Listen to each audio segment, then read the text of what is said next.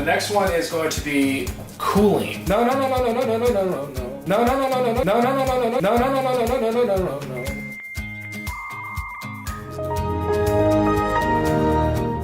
There are a couple different types of cooling, but they all come down to the same thing.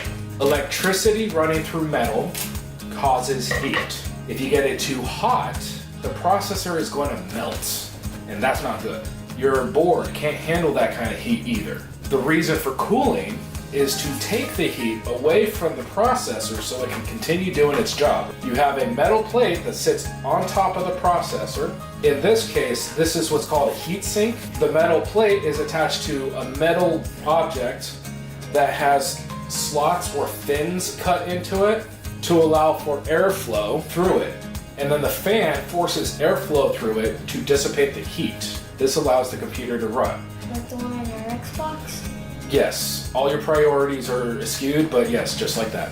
So the Xbox does have a air cooling, which is this. My computer has liquid cooling, which does the same thing, except a liquid runs over a plate to take the heat away. Air cools down the liquid, and then it just keeps cycling through.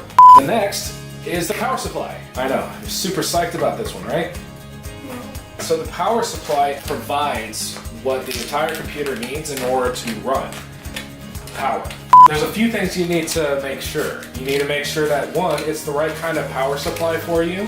It fits all the connectors and everything that your motherboard has, which if you get an ATX power supply, you're going to do that. And I'm not going to let you get a power supply that's not going to work in your case. What is more important to know is that your power supply has to be able to actually provide the power your computer needs. There's that tool on Newegg that I told you about, the power supply calculator. The power supply calculator will actually tell you the minimum number of wattage that your computer or your power supply needs to supply all the power for your computer. So that's really all you need to know is the wattage. There's other stuff like gold, silver, or bronze metal, but you could look into that as you actually go to buy or look at the power supplies themselves. So next, we're going to do peripherals. A peripheral is anything that externally connects to your computer, all right? The only thing that's not on there that is not really a peripheral but considered an output device is the monitor.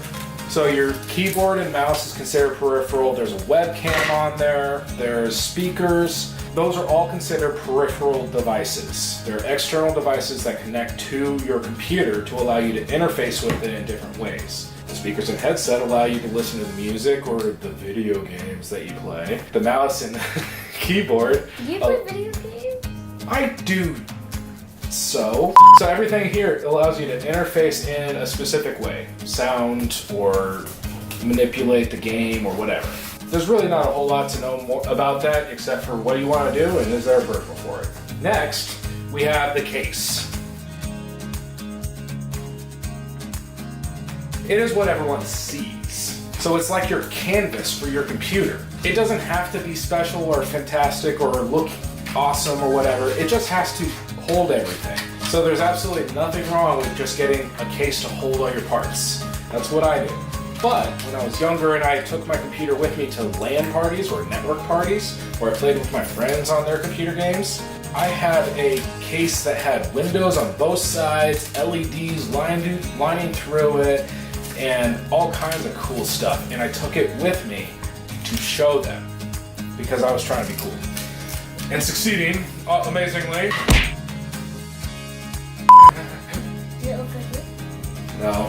Case is a housing unit for your computer. It keeps like dust and debris and stuff that you don't want in your computer out of it. It also allows you to expand it to a certain degree. You have a small case, you can only put so much inside of it, right? If you have a big case, you can put a lot more inside of it. There are some features that you might want to pay attention to on the case, such as where are the extra ports accessible? Because sometimes you can have USB ports on the top or the front, as well as audio input ports where you can plug in your headset or whatnot on the front. How are you able to access your DVD drive? Is there a panel that you open or is it just right there? But the important part to know about the case is the size. If you get a mini ATX case and you get a full ATX motherboard, they're not going to fit. So you'll want to know what size the computer is. Now, you can get a full tower case and get a mini ATX motherboard because it will fit in there, right? You can go smaller, you just can't go bigger. You have to be careful though. Sometimes if you go too small, the bracket won't fit. And then you have to do all kinds of customization, which I'm not going to do. We're going to expand on this as time goes on. So I am going to go into more depth about each individual part of this.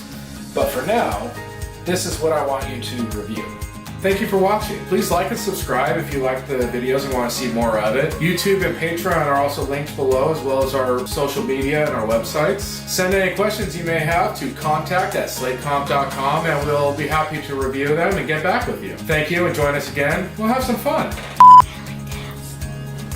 Stop hitting your forehead with your forearm. I'll have fun.